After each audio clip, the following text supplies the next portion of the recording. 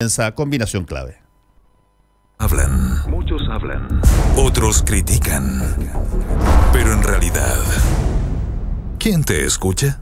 Te entregamos toda la información, la opinión y el debate sobre los temas que a ti te interesan. Combinación clave, junto a Fernando Paulsen. Somos opinión, somos la clave. ¿Cómo están? Bienvenidos a Combinación Clave. Vamos a tomar contacto dentro de unos pocos segundos con Consuelo Contreras, directora del Instituto Nacional de Derechos Humanos. El Instituto Nacional de Derechos Humanos ha tenido una implicancia posterior a los hechos para intentar averiguar, para intentar conversar con las personas que tuvieron acceso a la información sobre la muerte de Camilo Catrillanca. Y ya estamos con Consuelo Contreras, directora del Instituto Nacional de Derechos Humanos. ¿Cómo está, Consuelo? Buenos días, Fernando. Bien, gracias. A ver, ¿cuál es la participación que le cabe al Instituto Nacional de Derechos Humanos en un caso como este? Bueno, el Instituto Nacional de Derechos Humanos lleva trabajando en la región de la Araucanía desde el 2011 con un equipo. Hay una oficina regional. El equipo se constituyó en el CEFAM Versilla una vez que nos enteramos de la muerte de Camilo Catrillanca. Acompañamos, la familia solicitó que acompañáramos el traslado de él desde el CEFAM Versilla hasta el Servicio Médico Legal de Angol, y también hicimos algunas gestiones para que no fuera la Policía de Carabineros, sino que fuera la Policía de Investigaciones quien hacía el traslado. Asimismo, paralelamente, entrevistamos a las personas que estaban detenidas en la comisaría de Collipulli, que era un adolescente que estaba con Matías Catrillanca y otras 3 personas que fueron detenidas en el CEFAM de Ercilla. La conversación, el testimonio que levanta la abogada con el adolescente, a pocas horas de ocurrido el hecho, es que ellos iban en el tractor, se encontraron con un grupo de carabineros que les empiezan a disparar primero balines de goma y después balas. Y en ese minuto Camilo le dice a este adolescente que se agache porque están disparando, y cuando se agachan él ve que Camilo fue alcanzado por una bala. Efectivamente, nosotros asistimos también a la autopsia, y la bala está en la nuca, por la espalda. El adolescente también dice que fue bajado del tractor, golpeado, ve a uno de los policías que se cambia la cinta. Eso es lo que él dice de la cámara, y lo suben a un carro policial y lo siguen golpeando en el carro policial. Posteriormente de eso lo detienen y lo mantienen casi 24 horas detenido, acusado del delito de receptación. En el día viernes que se realizó la audiencia de control de detención, el juez de la República estableció, el día jueves, que la detención era ilegal, ya que el Ministerio Público, el fiscal, no logró presentar pruebas que permitieran señalar que el adolescente tuvo participación alguna en el delito, ¿no? Ahora, nosotros, una vez que se constituye toda esta situación, presentamos el día viernes una querella en contra de quienes resulten responsables en favor del adolescente por tortura, que nos parece que es uno de los delitos más graves que se puede cometer en democracia. Toda la situación vivida del adolescente constituye tortura. Estamos conversando con Consuelo Contreras, directora del Instituto Nacional de Derechos Humanos. Ese adolescente, en las conversaciones que ustedes tuvieron con él, ¿puede identificar la persona que disparó a Camilo Catrillanca? Porque entiendo que si es que la bala le dio por la espalda, o sea, por atrás, y creo que fue con un rifle, no con perdigones, fue con rifle, puede haber estado a bastante distancia. Él señala que cuando lo detienen, él ve que cambian la cinta, y señala que reconoce, o sea, que ve la cara de quienes disparan, ¿no? Por lo tanto, es probable que esté en condiciones de reconocer a quienes les dispararon por el momento de la detención, ¿no? Porque esta misma patrulla es la que lo detiene y lo sube al carro policial. Ya, ahí puede reconocer cuáles son las personas, no necesariamente quien disparó a Catrillanca. No necesariamente, sí, no necesariamente. Ahora, inmediatamente después de esto, Consuelo, bueno, el país se entera que de esta situación. Sale el director general de Carabineros a dar una versión que hoy día está por los suelos. Lo mismo repite el intendente, el ministro del Interior. En ese caso, ¿qué información pueden aportar ustedes a la causa, además de los interrogatorios? Porque me imagino que ellos van a hacer más o menos lo mismo, el fiscal lo va a hacer, las personas que van a estar investigando en esto tienen que cumplir con el proceso de verificación de lo que allí ocurrió. Sí, yo no sé qué tanto podamos aportar nosotros a la causa misma. La tarea nuestra no es el de Ministerio Público ni es la Defensoría Penal. La tarea nuestra como órgano del Estado autónomo a cargo de la protección y promoción de los derechos humanos de todos quienes habitan el territorio nacional, en este caso es asegurarnos que quien fue víctima y testigo de lo ocurrido, que es una violación a derechos humanos de una persona que muere a manos de agentes del Estado, de un adolescente que es torturado, estando bajo custodia del Estado, es simplemente cautelar que las condiciones se den lo más transparente posible. Eso es lo que estamos pidiendo y en eso estamos trabajando. Nuestro equipo de la región de la Araucanía está acompañando a la Policía de Investigaciones a los peritajes, no porque seamos un perito más, sino porque le damos confianza a la comunidad de Temucuicui de que las cosas van a funcionar adecuadamente y por lo tanto eso mantiene el frágil equilibrio de la paz, ¿no? Sí, eso que acaba de decir es tremendamente importante porque, como lo dije yo en la editorial, hay patrones de conducta en este tipo de casos que muchas veces han terminado con adulteración de pruebas, falseamiento de pruebas y por lo tanto quienes están ahí tienen que de alguna manera revisar que aquello no ocurra, digamos. Exacto, sí, exacto.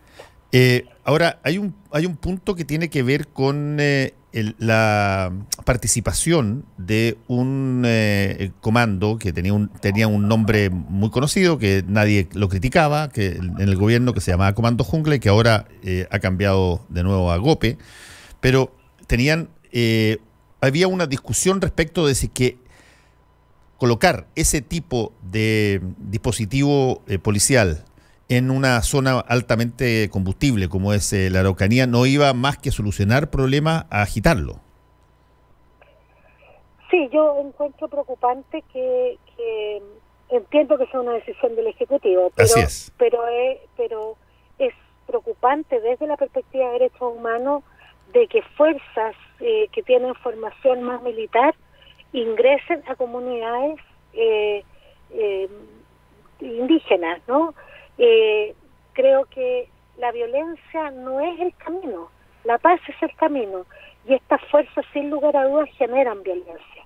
Y lo que hemos visto es que la intervención de fuerzas de este tipo culminaron con la muerte de un comunero y la tortura de un adolescente. Sí. Entonces, Ahora, ustedes han podido constatar, por ejemplo, hay 2 o 3 cosas que son interesantes y que creo que lo debieran plantear las personas que viven ahí, además de los carabineros, si es que ellos quisieran allanarse a decir la verdad en este tema. Pero una de las cosas que llamaba la atención y que mucha gente preguntó era por la rapidez con que había llegado este comando al lugar. Y yo escuché decir en CNN 2 o 3 personas que decían, bueno, es que no es tan raro que lleguen rápido porque están ahí, están es decir, es un comando que está orientado básicamente a esas comunidades, por lo tanto, no es algo que se pida desde Santiago, digamos.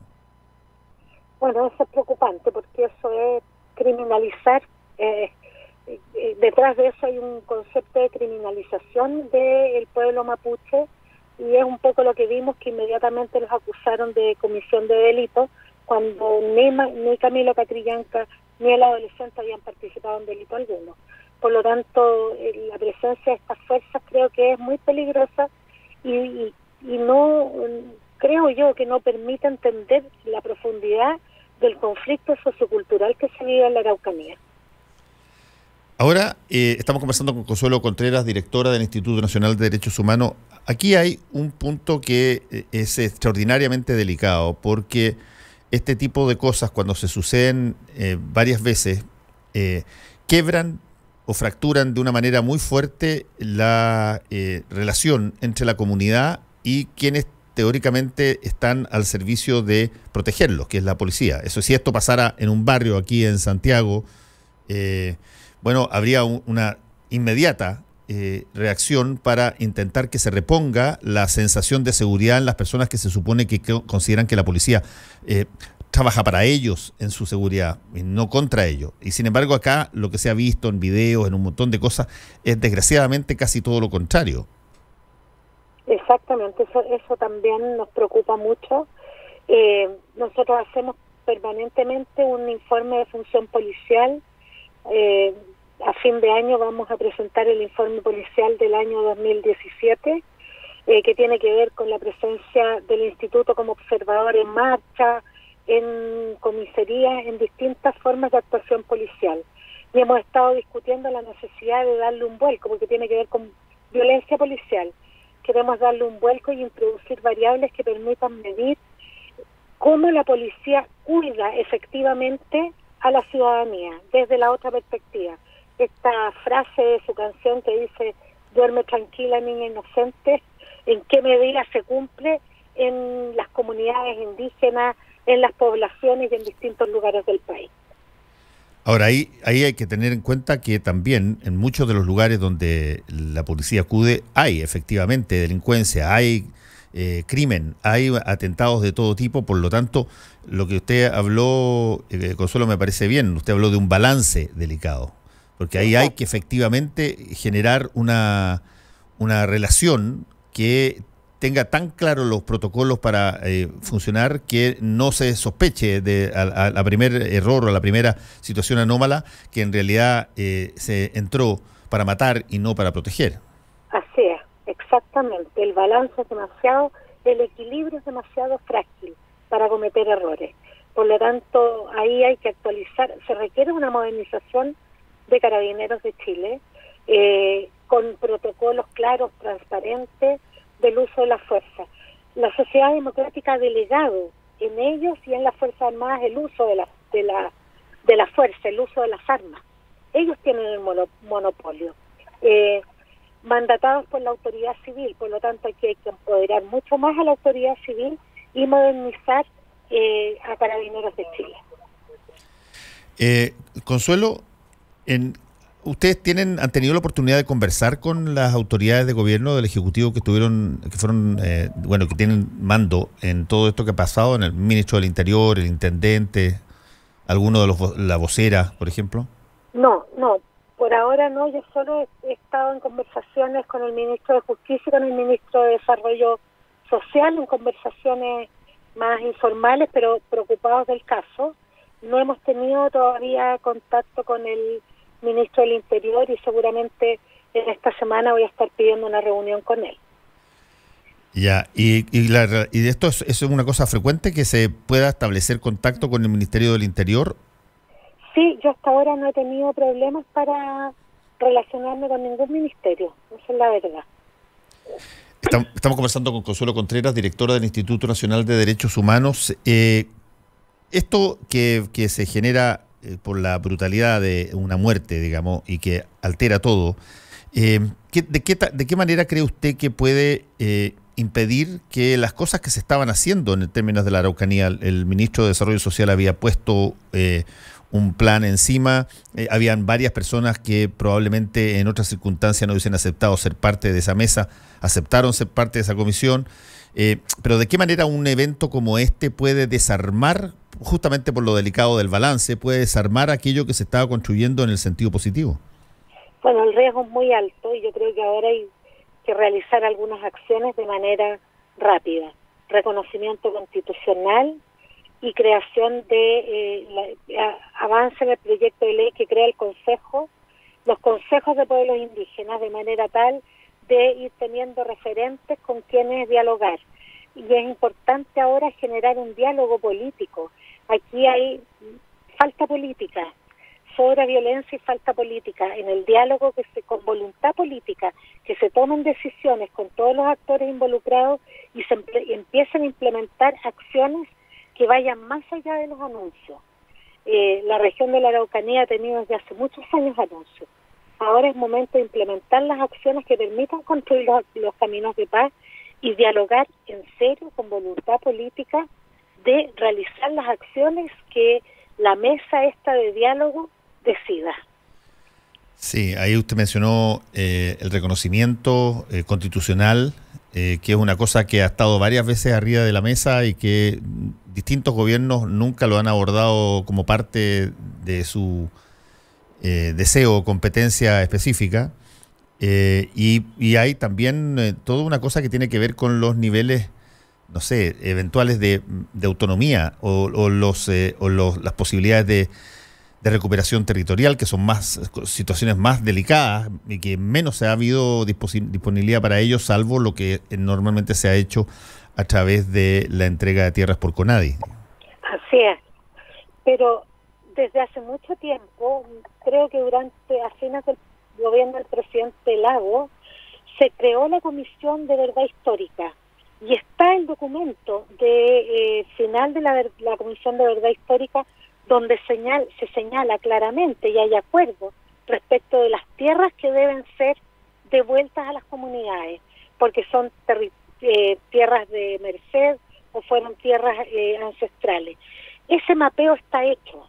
Eso hay que empezar a realizarlo porque para ellos es importante la tierra, ¿no? Y hay que hacerlo con voluntad política de todos, empresarios, el Estado, los organismos del Estado y las comunidades indígenas. Ese es uno de los elementos centrales del problema, el reconocimiento constitucional y la entrega seria de los territorios que ya se sabe cuáles son.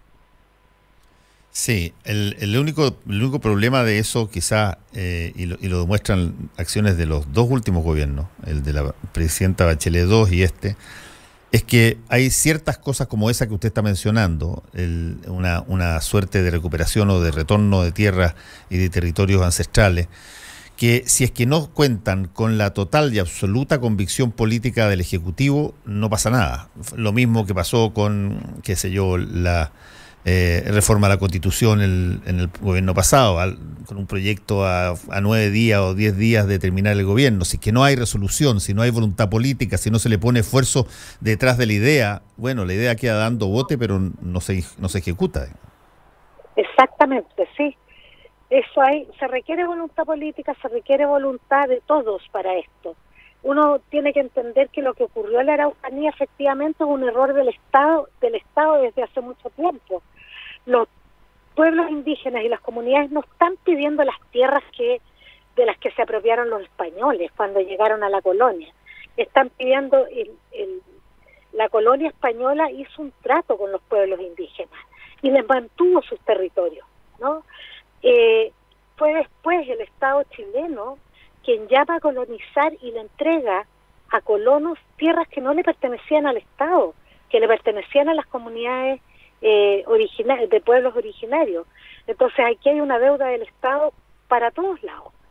Y ese es un tema que hay que trabajar y tratar, y por lo menos en materia de tierras ancestrales tiene que ser devuelta a los pueblos indígenas. Así lo señala el convenio 169, aprobado y ratificado por Chile, es una ley de la República, y tendrán que pagar las indemnizaciones que correspondan a los colonos que les entregaron esas tierras sin que fueran de propiedad del Estado.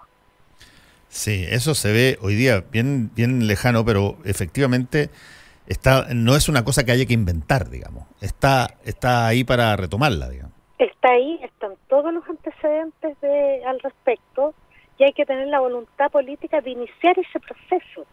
Si nadie dice que lo entreguen de un día para otro, pero hay que iniciar un proceso transparente que permita dar certeza a los pueblos indígenas de que sus tierras las van a recibir. Estamos conversando con Consuelo Contreras, directora del Instituto Nacional de Derechos Humanos. Cuando este tipo de noticias se apodera del país y de los medios de comunicación, de alguna manera un montón de otros temas que estaban también teniendo lugar en materia de derechos humanos como que se oscurecen durante un tiempo.